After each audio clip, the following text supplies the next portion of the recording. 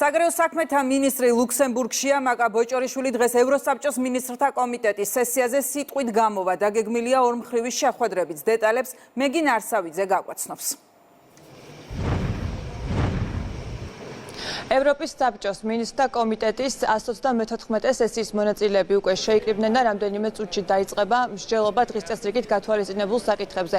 აქ იმყოფება საქართველოს საგარეო საქმეთა მინისტრი მაკა ბოჭორიშვილი, რომელიც დღეს სესიის მონაწილეებს სიტყვით მიმართავს, ასევე ლუქსემბურგის მასპინძელი ლუქსემბურგის ვიცე-პრემიერი და საგარეო საქმეთა მინისტრი ქსავიე ბეტელი. სწორედ მისი მიწვევით მიიღებს დღეს საქართველოს საგარეო საქმეთა მინისტრი მაკა ბოჭორიშვილი მონაწილეობას პანელურ დისკუსიაში და ყურადღებას გამახვილებს ჩვენი ქვეყნისთვის პრიორიტეტულ საკითხებზე, უსაფრთხოებაზე, სტაბილურობაზე, ასევე ქართული მხარე ყურადღებას ამახვილებს ევროპის საბჭოს მნიშვნელოვან როლზე.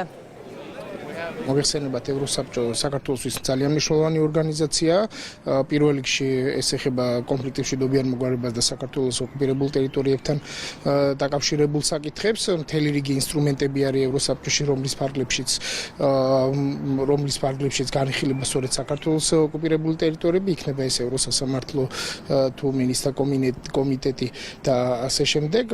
თვითონ დღევანდელი სამიტი მნიშვნელოვანი იმ თვალსაზრისით, რომ მთელი რიგი საკითხები იქნება მიმოხილული, მათ შორის რეიკიავიკის დეკლარაციის შესრულების შედეგები, რომელშიც ასევე მნიშვნელოვანი ჩანაწერებია საქართველოსთან მიმართებაში. ევროპის საბჭოს მინისტრთა კომიტეტის 134 სესიას თავმჯდომარეობს ლუქსემბურგი. დღეს სესიის დასრულების შემდეგ ლუქსემბურგი ოფიციალურად თავმჯდომარეობას გადასცემს მალტას, რომელიც 6 თვის განმავლობაში იქნება მინისტრთა კომიტეტის თავმჯდომარე.